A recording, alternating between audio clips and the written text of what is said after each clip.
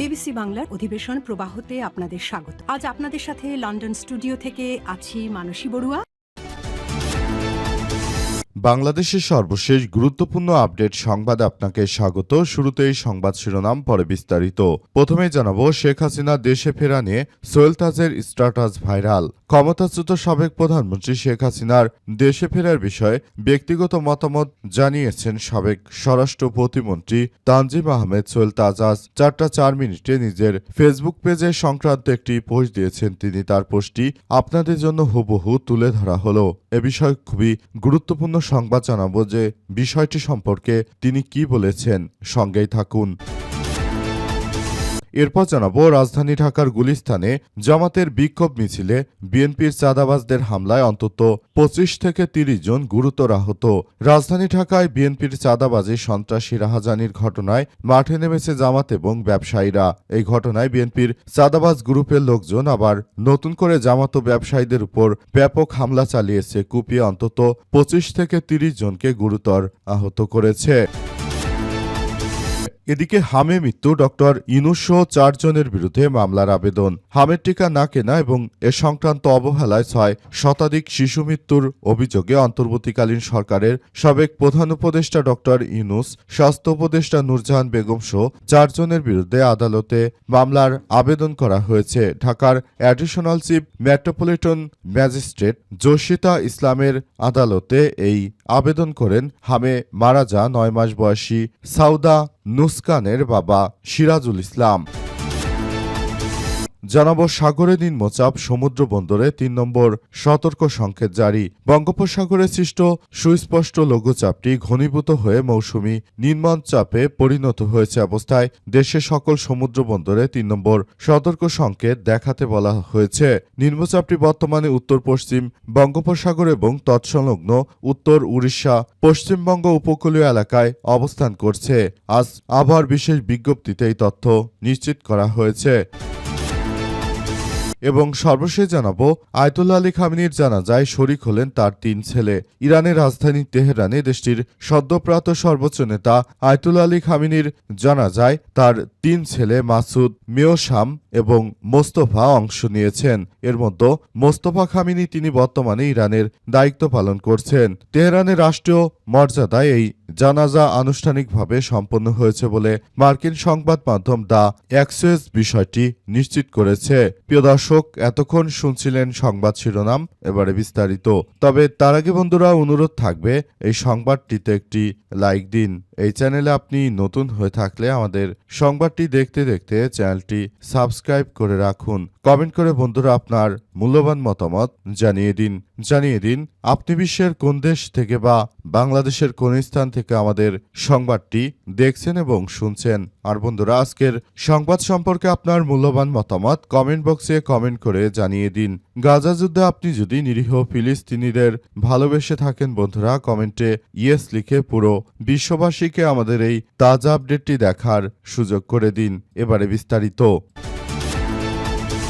শেখ হাসিনা দেশে ফেরা নিয়ে সোহেল তাজের স্ট্যাটাস ভাইরাল। ক্ষমতাচ্যুত সাবেক প্রধানমন্ত্রী শেখ হাসিনার দেশে ফেরার বিষয়ে ব্যক্তিগত মতামত জানিয়েছেন সাবেক স্বরাষ্ট্রমন্ত্রী প্রতিমন্ত্রী তানজিম আহমেদ সোহেল তাজ। আজ 4:04 নিজের ফেসবুক পেজে সংক্রান্ত একটি পোস্ট দিয়েছেন তিনি। তার পোস্টটি হুবহু তুলে ধরা হলো। তিনি বলেন, আমি এই বছরই ফিরব শেখ হাসিনা। একজন মানুষের ইগো অহংকার যে একটি দেশ এবং একটি দলকে ধ্বংস করতে পারে তার প্রমাণ হচ্ছেন সাবেক পলাতক প্রধানমন্ত্রী শেখ হাসিনা এবং তার পরিবার। গণহত্যা, হত্যা, গুম খুন, দুর্নীতি করে গণতন্ত্রের কবর দিয়ে মুক্তিযুদ্ধের চেতনাকে অপব্যবহার করে দেশ এবং দেশের মানুষের সঙ্গে বিশ্বাসঘাতকতা করে আওয়ামী লীগকে ধ্বংস করে ছাত্র জনতার ঝাঁটাপেটা খেয়ে পালিয়ে গিয়ে দুর্নীতি লুটপাট করে লাখ লাখ কোটি টাকা বিদেশে পাচার করা সেই টাকার পাহাড়ে বসে আবারও এখন দেশে ফেরার কথা বলে আওয়ামী লীগের নিরীহ নেতাকর্মীদের বিপদে ফেলার আরেকটি ভণ্ডামি করছে হাসিনা। আত্মসমালোচনা এবং আত্ম উপলব্ধি না করলে অদূর ভবিষ্যতে আওয়ামী লীগের রাজনীতির মাঠে ফিরে আসার সম্ভাবনা খুবই কম। এদিকে সোহেল তাজের এই পোস্টটি ইতিমধ্যেই ভাইরাল হয়েছে। এই রিপোর্ট লেখা পর্যন্ত পোস্টটি 36,000-এর বেশি রিয়াকশন এবং এবং 13,000-এর বেশি কমেন্টস এবং 2,000-এর বেশি শেয়ার হয়েছে। শেখ হাসিনাকে নিয়ে তিনি এর আগেও একইভাবে পোস্ট করেছিলেন। সেই পোস্টে তিনি শেখ হাসিনার বিভিন্ন অপকর্মের বিষয় তুলে ধরেছিলেন। তানজিম আহমেদ সোহেল তিনি মূলত শেখ হাসিনার সময় স্বরাষ্ট্র প্রতিমন্ত্রী ছিলেন, অর্থাৎ তিনি যখন বাংলাদেশে ধরে ধরে বাংলাদেশের বিডিআর জওয়ানদের হত্যা করা হয়েছিল তখন স্বরাষ্ট্র প্রতিমন্ত্রীর পদে ছিলেন সোহেল তাজ। আর তখন বিডিআর হত্যাকাণ্ডের পেছনে পুরোপুরি শেখ হাসিনা দায়ী ছিলেন বলে জানিয়েছে স্বরাষ্ট্রমন্ত্রী সোহেল তাজ। গুলিস্তানে জামাত ইসলামের মিছিলে বিএনপির হামলা, অন্তত 25 জন আহত। রাজধানীর গুলিস্তানে চাঁদাবাজি এবং বিএনপির দখলবাজির বিরুদ্ধে বিক্ষোভ মিছিল করেছে বাংলাদেশ জামাত ইসলাম। এ সময় বিএনপির চাঁদাবাজরা জামাত ইসলামের নেতাকর্মী এবং ব্যবসায়ীদের উপর দফায় দফায় হামলা কুপিয়ে জখম করেছে। আজ গুলিস্তানের ফুলবাড়িয়া ফ্লাইওভারের নিচে এমন ঘটনা ঘটে। জামাতের সূত্র থেকে জানা গেছে যে চাঁদাবাজরা বেশ কিছুদিন ধরে জামাতের ব্যবসায়ীদের কাছ থেকে চাঁদা দাবি করে আসছিল। এই কারণে চাঁদাবাজির প্রতিবাদে একটি বিক্ষোভ মিছিলের আয়োজন করে বাংলাদেশ জামাত ইসলাম। সেখানে স্থানীয় বিএনপির নেতাকর্মী চাঁদাবাজরা হামলা চালায়। এতে গুরুতরভাবে আহত হয়েছে জামাতের বেশ কয়েকজন কর্মী সহ অন্তত 25 থেকে 30 জন। সূত্র থেকে আরও জানা গেছে যে বিএনপির কর্মীরা দীর্ঘদিন থেকে রাজধানীর গুলিস্তান এলাকায় তারা চাঁদাবাজি শুরু করেছে। তাদের চাঁদাবাজিতে অতিষ্ঠ হয়ে পড়েছে এলাকাবাসী। এলাকাবাসী সবাই বিএনপির এই সন্ত্রাসী এবং চাঁদাবাজদের বিরুদ্ধে মাঠে নামার সিদ্ধান্ত গ্রহণ করে। এরপরই তারা মূলত এই মাঠে নামার সিদ্ধান্ত নেয়। মূলত সারা দেশ জুড়ে বিএনপির এই ধরনের চাঁদাবাজি সন্ত্রাসী রাহাজানি শুরু হয়েছে। তাদের চাঁদাবাজির হাত থেকে দেশের জনগণকে রক্ষা করতেই জামাত এই পদক্ষেপ গ্রহণ করেছে। তবে এখন পর্যন্ত আসলে বিএনপির চাঁদাবাজি থেকে এখন পর্যন্ত কোনোভাবে আসলে রক্ষা পেতে পারছে না সাধারণ মানুষজন। রাস্তাঘাট বন্দর যেখানেই যান না কেন চাঁদা আপনাকে দিতে হবে। বিএনপির এই কুখ্যাত সন্ত্রাসী রাজনৈতিক দলটিকে তারা চাঁদাবাজি করে মানুষকে হত্যা, গুম, ষড়যন্ত্র এমন কোনো কার্যক্রম নেই যা তারা আসলে চালায়নি। সারা দেশ জুড়ে তারা এই ধরনের চাঁদাবাজি অব্যাহত রেখেছে। তাদের চাঁদাবাজির কারণে দেশের মানুষ এখন অতিষ্ঠ হয়ে পড়েছে। চাঁদাবাজির পরিধি এতটাই বৃদ্ধি পেয়েছে যে আসলে তাদের চাঁদাবাজি থেকে কেউই রক্ষা পেতে পারছে না। সাধারণ মানুষজন সবাই তাদের কাছে একরকম জিম্মি হয়ে পড়েছে।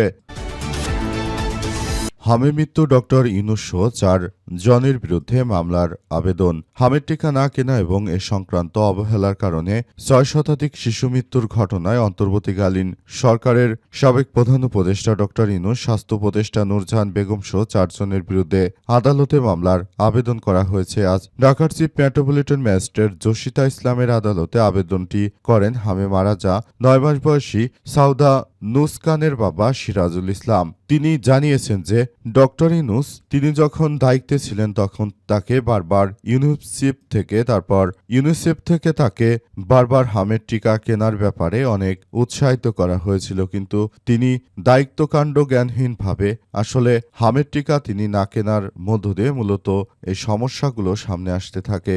ডক্টর ইউনূসের মতো একজন কুখ্যাত ব্যক্তিত্ব তিনি মূলত হামের টিকা না কিনে দেশের জনগণের সঙ্গে যে প্রতারণা করেছেন সেই প্রতারণার মধ্য দিয়ে মূলত তিনি আসলে সরকার ব্যবস্থা পরিচালিত করেছেন। তার মতো ব্যক্তির এখন আর বাংলাদেশে বাইরে থাকার কোনো সুযোগ নেই। 600 জন মৃত্যুর ঘটনায় তাকে অবশ্যই জবাবদিহি করতে হবে। তিনি বলেন, হাসিনা যেমন জাতিসংঘের হিসাব মতে 1600 মানুষকে হত্যার দায়ে দেশ ছেড়ে পালিয়েছে, ডক্টর ইউনূসকেও দেশ ছেড়ে পালিয়ে যেতে হবে। কারণ হামের টিকার সঙ্গে যিনি স্বাস্থ্য উপদেষ্টা কুখ্যাত মহিলা নূরজাহান যখন উপদেষ্টা ছিলেন তখন তিনি দেশের কোনো ভালো কিছুই তিনি কার্যক্রম চালাননি। এখন যখন তার সময়কাল শেষ হয়েছে এখন দেখা যাচ্ছে যে তিনি মূলত তার বাড়িতে অনেক বিশাল অট্টালিকা দিচ্ছেন এই স্বাস্থ্য উপদেষ্টা নূরজাহান, অথচ দেশের জনগণের হয়ে তিনি যদি কোনো দায়িত্ব পালন করতে না পারেন তাহলে বিষয়গুলো খুবই খারাপের দিকে চলে যায়। এই বিষয়গুলো থেকে সবাইকে খুবই ভয়াবহ এক বিপজ্জনক পরিস্থিতির মধ্যে পড়তে হচ্ছে। তাই ইউনূস কোনোভাবে এর জন্য দায় এড়িয়ে যেতে পারবে না বলে জানিয়েছেন ওই নিহত শিশুর বাবা। তিনি বলেন, তার কলিজার সন্তানকে মরতে হয়েছে কুখ্যাত ইউনূসের কারণে। এই ইউনূসকে তিনি জেলের ভাত খাইয়ে ছাড়বেন।